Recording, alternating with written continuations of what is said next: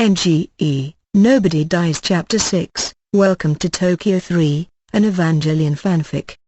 The door shifts open. Sliding along railings, it deposits itself in the doorway, allowing her a clear view of the apartment interior. Holding her suitcase in her hand, Asuka blinks, peering in, the two other residents watching as she slowly, tentatively, takes the step across the threshold. "I'm home," she announces. Chapter 6, Welcome to Tokyo 3. The door shifts open, and with a sigh and a rolling of his eyes, Earl Saru walks onto the bridge and straight into the disapproving gaze of Dr. Saru and Dr. Ikari. "Where were you?" Kyoko asks. "During the attack, the frigate sprung a leak," he responds. "Considering communications had been cut, I could not board Unit 02, and instead chose to aid the crewmen in keeping the vessel from sinking. I understand the third child saved us?" "And your sister," Yue responds as Kyoko bristles. "We will be arriving in Tokyo 3 shortly. The commander and Dr. Akagi will meet us there. I suggest cleaning up before we arrive."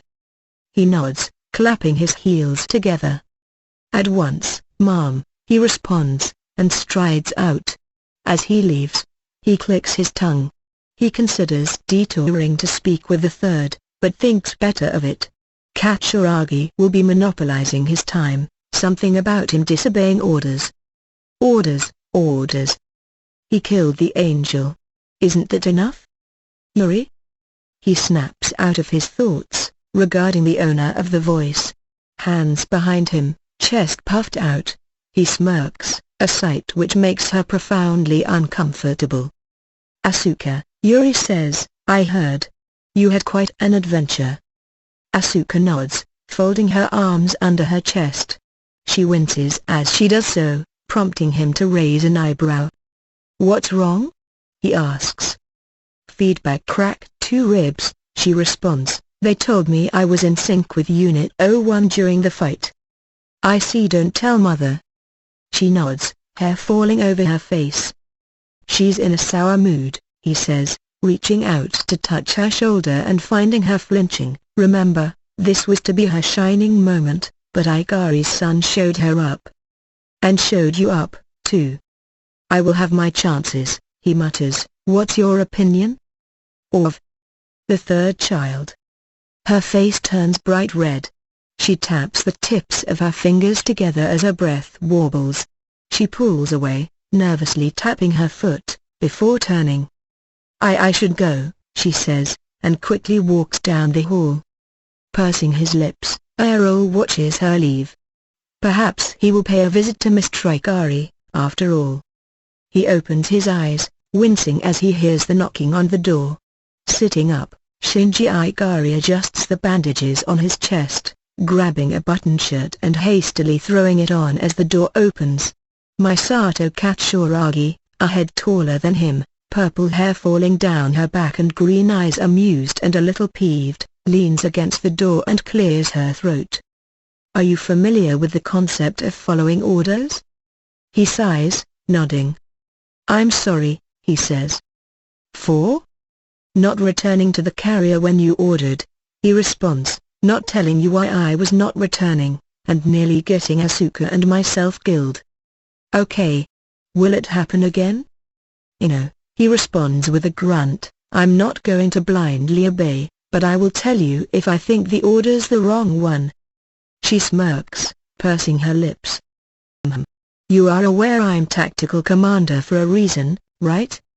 He grunts an acknowledgement, head dipping down as he tries to avoid directly looking at her. She walks into the cabin, swinging out a chair and sitting on it. "Actually, Misato, can I ask you something? It is not every day an aircraft carrier comes into port at Tokyo 3. Especially an aircraft carrier with a kneeling Evangelion on the flight deck.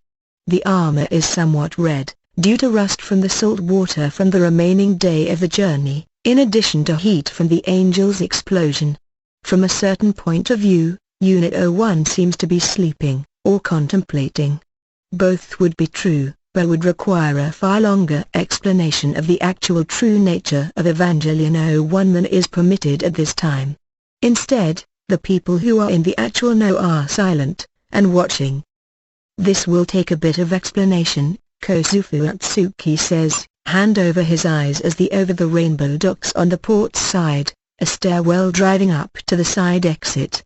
The two are waiting, leaning on a black stretch limo as container trucks and dock workers clear the area for the coming entourage. Which part? Gendo Igari asks, hands in his pockets, Unit 01 creating a wormhole. Shinji managing a triple-digit sync score apparently thanks to a washout from the EVA program being in the plug with him?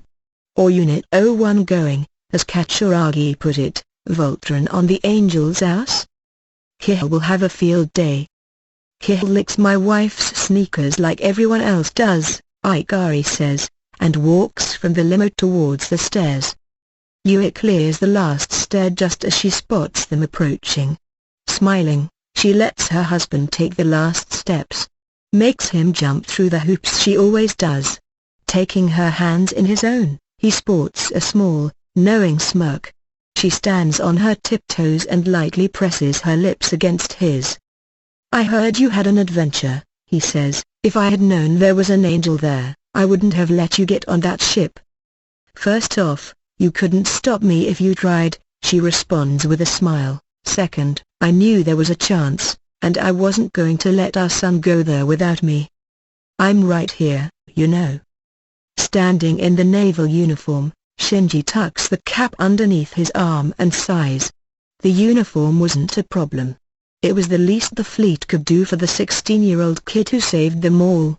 The problem was, he didn't take any other clothes with him, so his wallet, stat player, and only pair of sneakers are currently at the bottom of the Pacific. Good job, Gendo says. Yee thanks, father, Shinji sighs, I'm going to catch up with my Sato and Asuka. Okay, Mum? Fine. We'll go out for dinner tonight, all of us. He nods, and walks away. Gendo spares him a glance, and turns back to her. We're made a friend. Oh dear Lord, Yui says, rubbing the bridge of her nose. How? Blackmail, intimidation, and surprise. Her parents must be so proud. Shut up, Kozu, Yui says with a glare. We will see how this develops. We may have to tell Shinji about Rei. Soon. The suitcase is about 2/3 her height, weighs a total of around 50 pounds, and has more or less everything she needs. Contained within the case are clothes, most of which are heavily wrinkled at this point, her laptop, and a few prized possessions.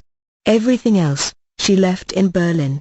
Deep down, she did not believe she was going to be staying for long, and even if she was, it wasn't like she accumulated much in the way of material goods. The carrier has already unloaded its main cargo.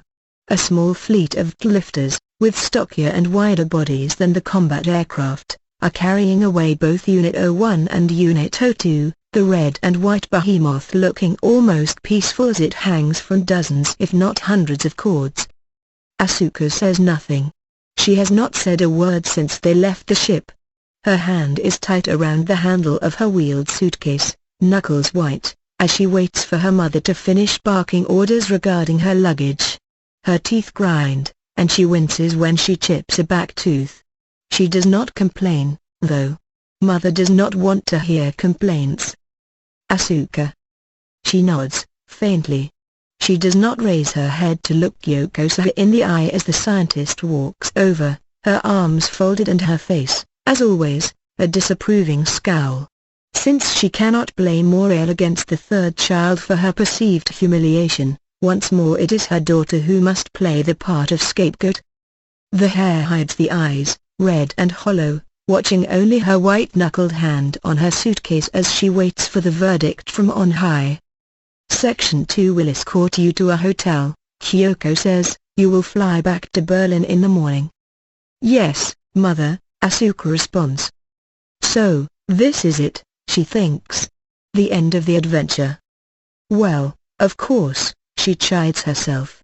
Just going to the other end of Eurasia wasn't going to actually change anything. Even if she actually helped a pilot destroy an angel, She is still the same worthless little girl who got bounced out of the program when her own mother wouldn't hear of it.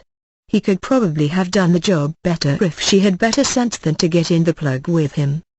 Her palm is bleeding again as her nails dig into it, and she drives down the thoughts of just hoping something might change in a new country. Actually, there's a change of plans. Kyoko clicks her tongue. Katsuragi, she sighs, what do you want? Change of orders, Misato says, Asuka seeing her out of the corner of her eye with Shinji next to her. Asuka's staying in Tokyo 3 for the duration. Considering all the questions she has about the Angel and Unit 01 kicking its ass, Dr. Ikari wants Asuka here. I do hope you have some sort of arrangements, Kyoko sighs, rubbing her temples. The apartment I rented his room for me and alone.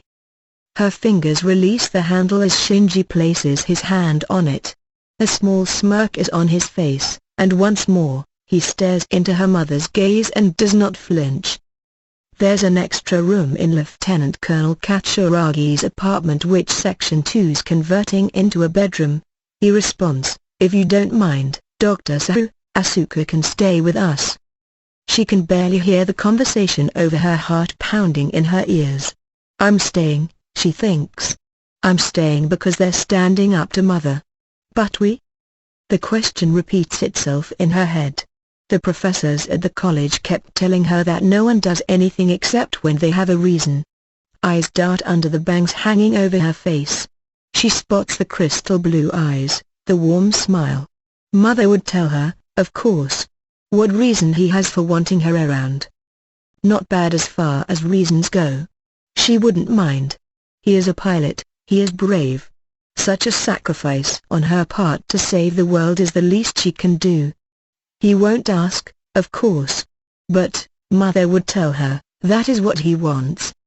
Hey, Ikari. She blinks, first time in what feels forever, wiping her eyes with the back of her hand. Tuji and Hikari have joined them as Mother stalks off, continuing to bellow orders for her equipment to be handled carefully. What did we miss? Hikari asks. Not much, Shinji says, hefting up Asuka's suitcase. Asuka's going to be staying with Misato and me.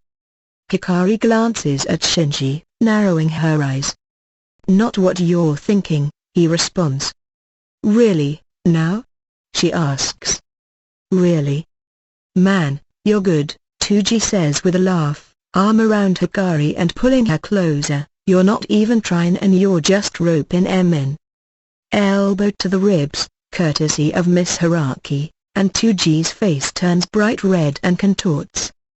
Anikase, Tuji groans, plastering on a smile, welcome to Tokyo 3. You'll get along here fine. She smiles. Her pinky nail is caked in dried blood at this point. Her jaw is hurting from the trembling and it is taking every ounce of her willpower to keep from screaming. Thank you, she says, throat tight, tongue scratchy and dry. If you'll excuse me, I have to go to the bathroom.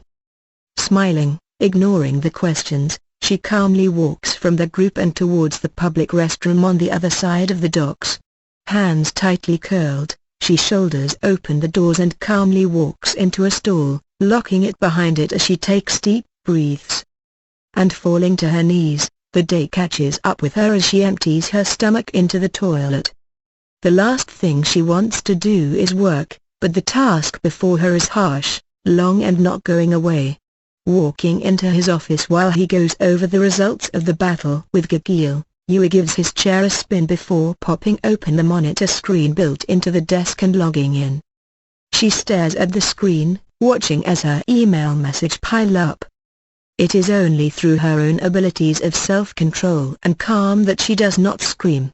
Only her knuckles crack and her fingers freeze. And a single word escapes her lips. A name. Yaki? Washing her face, rinsing the water through her mouth and spitting, Asuka takes a moment to fix her hair. Satisfied, she smooths out the ends of her dress and exits the bathroom, walking towards the waiting group of friends. Is that the word? Okay. Friends. Asuka. That wasn't one of them. Turning, she comes to the conclusion that shout came from the dust cloud heading her way.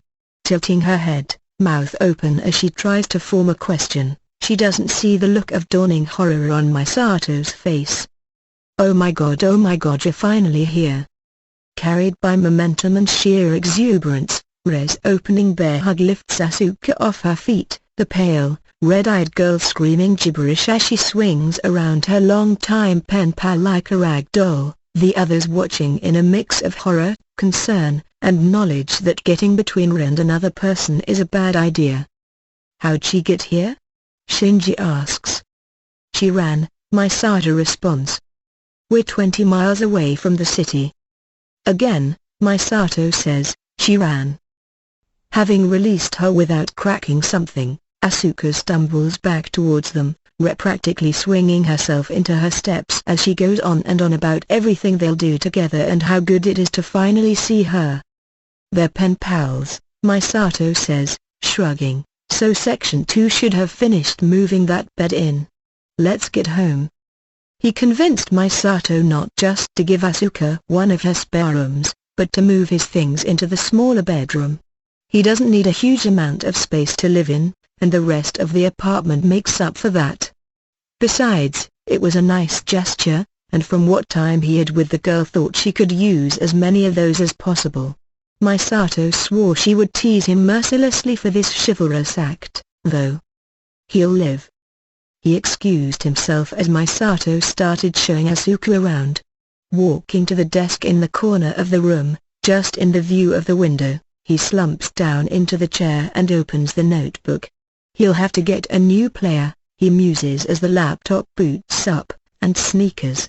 He'll have to do that all after school tomorrow, but they'll probably have a sync test.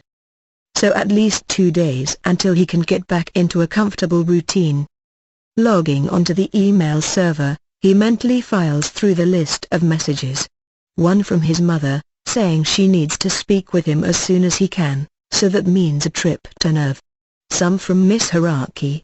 She keeps him updated on the status of her sister, especially since Mom moved her to a Nerve facility, and Miyaki?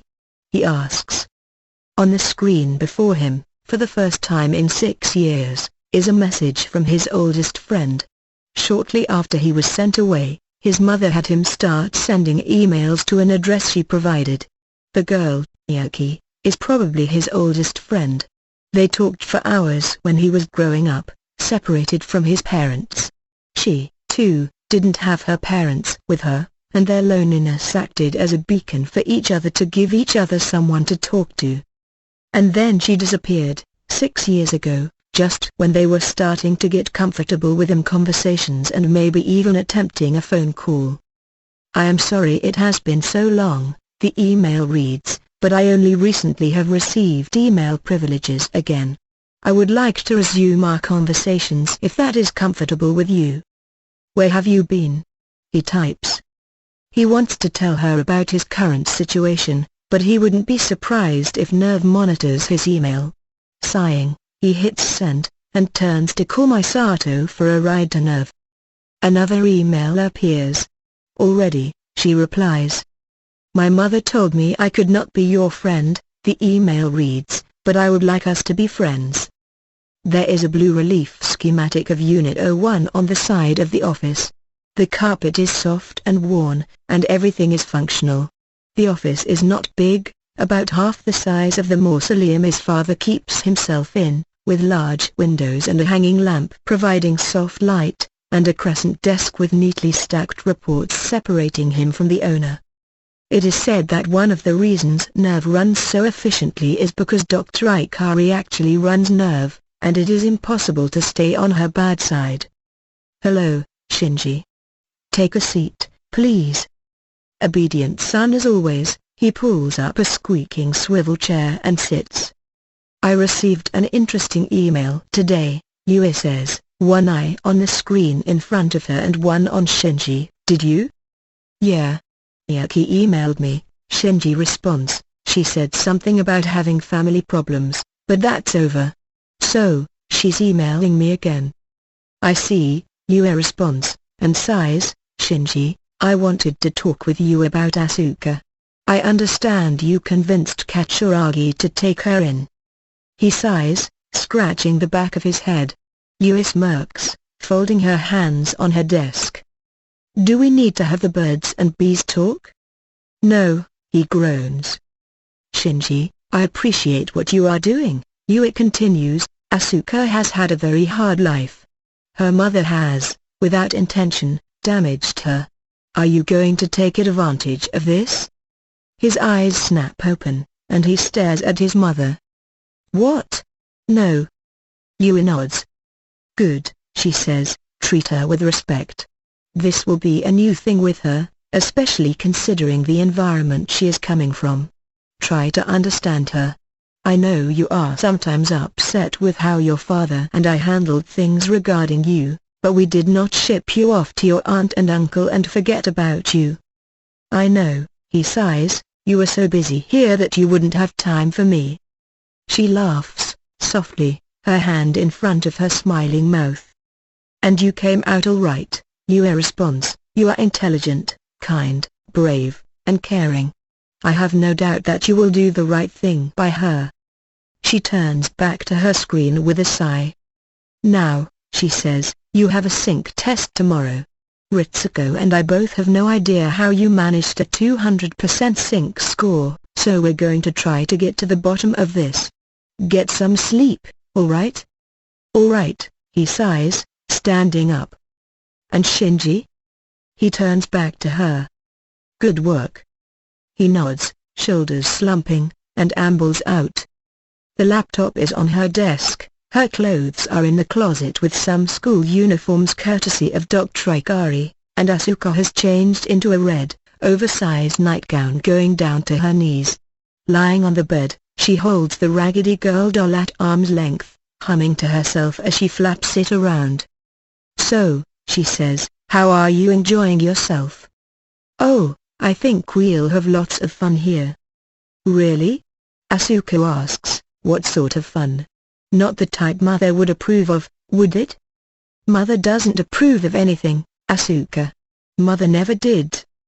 She sighs, laying the doll next to her on the bed as she stretches her arms above her head. Sighing, watching the ceiling fan, she takes a lazy, long look around her bedroom. The bed is nice, and big, and she can stretch out over it like her mother's bed in Berlin. The room is painted powder blue, and there is a bookcase and desk by the window. The closet is big, and maybe at one point she will fill it past the dozen outfits she brought with her and the 5 school uniforms Dr. Ikari gave her. But she doesn't know how long she'll be here. Maybe they will find her to be useless here, too, and... "Don't," she whispers, clenching her hands, "don't think that. I'm useful here. Useful. Useful."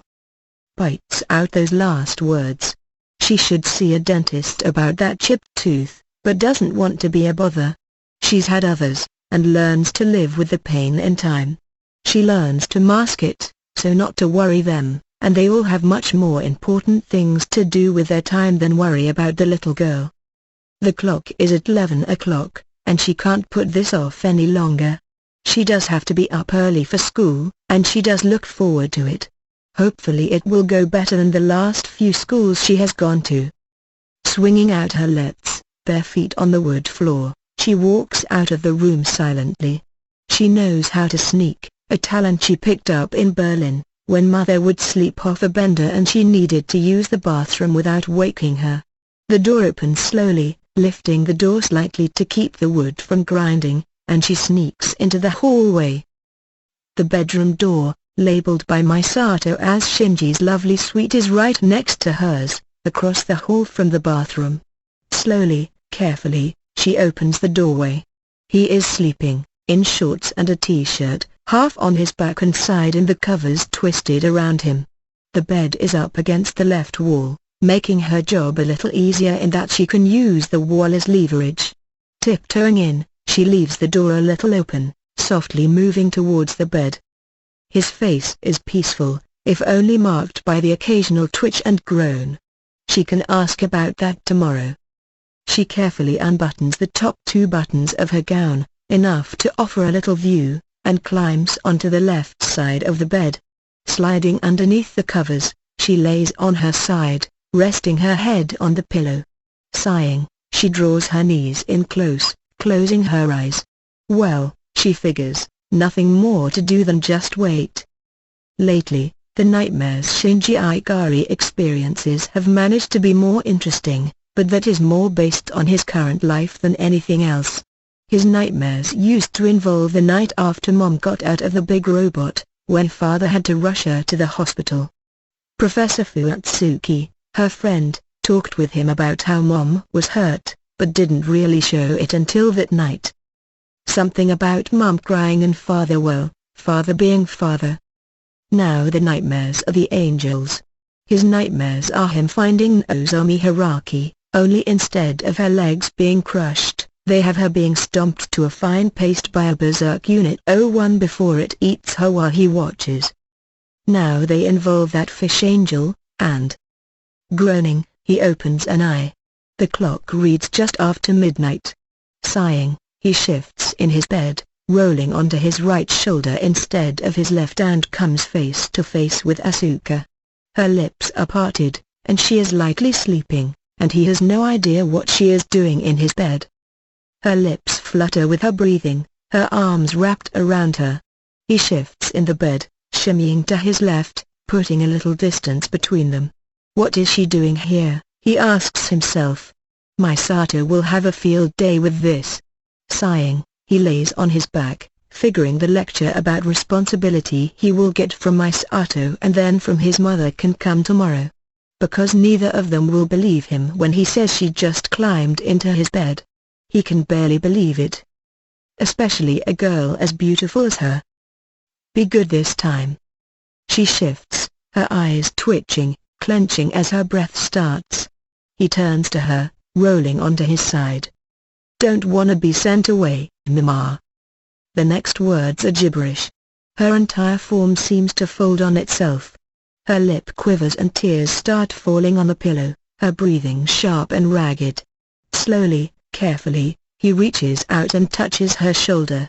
Eyes snap open and wide with a start, her breathing a sharp, quick intake and her face bright red.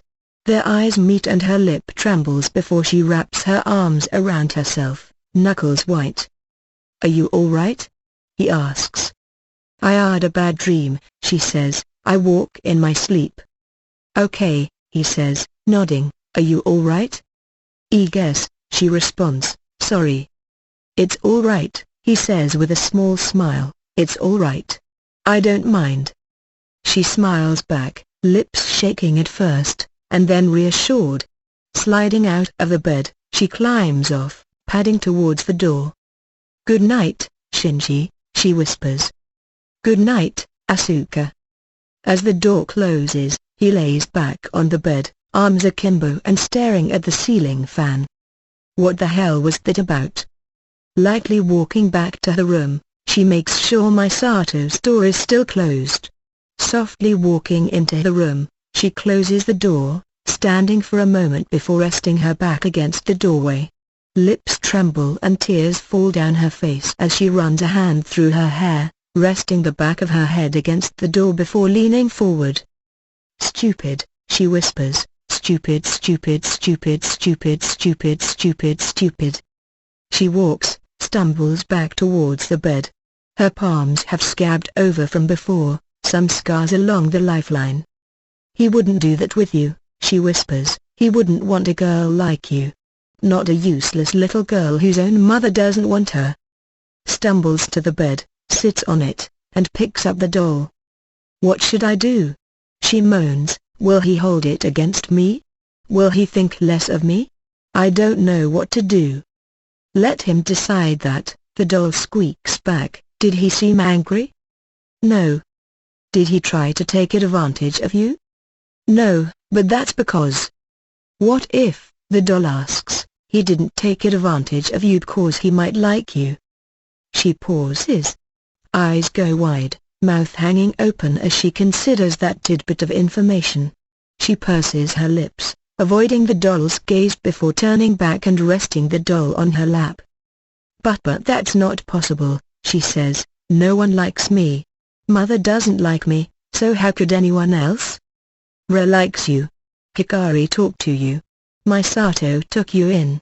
So maybe people do like you? I'm Abe. She lays the doll down, laying down next to it, resting her head on the pillow as the anxiety begins to drain out of her. Maybe. She closes her eyes, splayed out on the bed, her breathing slowing. Maybe. And when she next opens her eyes, it is morning, and the smell of a cooking breakfast brings her from her slumber. Earl was given a standard beige nerve uniform, and with his black shoes clanging on the metal catwalk, he enters the central cage area. Taking a moment, he admires the great and massive red form of his Unit 02, pernicious bitch that it may be, before his musings are cut short by someone clearing their throat. Turning on his heel, a practiced motion, he comes face to face with a young woman with short brown hair and an eternal smile, holding a PDA and clipboard. "Lieutenant Ibuki?" he asks. "Welcome to Nerve 1, Pilot Saru," she says, inspecting Unit 02. "Sort of," Earl says with a tight smile. "I know Unit 02 like the back of my hand, to use cliche. I was more curious about the purple one. Unit 01. I have heard several stories of its ferocity back in native Germany, and was curious to see it up close." Maya chuckles, walking past him. He follows, hands in his pockets, shaking the uneasy feeling that he is being watched. "Well, you're in for a treat," Maya says. "We're about to give Unit 01 its morning stretches." "Stretches?" Tapping her PDA 3 times, she holds it over her head and clicks a button on the side. Speakers crackle to life around the cage. "It's Friday," she says, "so that means it's classic rock day." Music begins pouring through, a light, bouncy tune. Earl perks his ear as he hears something grinding. "Your love is lifting me Heiga/tilde." The catwalks around Unit 01's cage shift away from it. "Than I've ever been lifted before!" tilde. Unit 01's head moves. As the song continues, the head moves back and forth. The entire Evangelion shifts a few inches to each side, the sound of metal grinding matching with the beats of the airy, 80s classic rock song. Unit 00 does something similar, Maya says, but only when we really fire up the Magi and play a lecture by Dr. Akagi. The first one, mind you, not the one on staff. Earl clamps his mouth shut. The question comes to mind that he feels, despite how ridiculous it is, he has to ask. Is the Evangelion dancing? It's a sort of sympathetic reaction, Maya responds. It can act on its own to a degree, and it seems to enjoy music. Artificial intelligence at its best. The head is swaying side to side as the song ends, a burst of steam escaping the nostril vents before it shifts back into place. The catwalks resume their normal position, the glow of the eyes subsiding. "It knows the rules," she says. "We do this 3 times a day, and as long as it doesn't cause any problems we keep doing this. Does Unit 02 do anything like that?" Earl affords his Evangelion a glance. As always, the red beast is silent. "No." Gears were in his knees as he walks down the hallways of his grand estate. Having just finishes a conversation with Dr. Igari about the repercussions of the destruction of the 6th angel, he is anxious, to an extent. He does not allow his anxiety to conquer nor control him. Such is not his way or his method. No, such things are beneath him. He is the epitome of control, he muses as he passes priceless paintings and fine-grained wood walls, so much like his heir. And so much different. For example, Lawrence Key hates music. He would much rather fill his days with experiments and science than the simple repeated rhythms of some brass bells slamming together or the vibrations of taut wire when smacked by keys. Unfortunately, his heir and trump card is an artiste. And so the east wing of his mansion is filled with the sounds of triumphant orchestra and classical music, and as he approaches he hears the sounds of a pipe organ belting out music and tune, and Keel simply lowers the sensitivity on his artificial eardrum as he opens the door. The boy, the young man, slams his fingers without a car and perhaps without even a plan. Such things are common with him. The music pauses. He notices Keel, and with a single smooth motion turns. The pipe organ occupies the entire room, a great twisted thing of gold, brass, and tin. The chair for the musician is 20 feet up without ladder or stairs, the rest of the organ twisting down into a mass of wood and metal. Of course, such matters as a lack of egress are of little concern to the artist. With a smooth motion, he leaps from the bench. He pauses in mid-air, the air humming, rippling as he hangs before slowly lowering down. Pale skin, ash hair, and golden red eyes, he smiles as his eyes meet Keel's visor, and bows. "Chairman," he says, "what may I do for you?" "The scenario needs to be adjusted," Keel responds, "to bring." "What do you know?"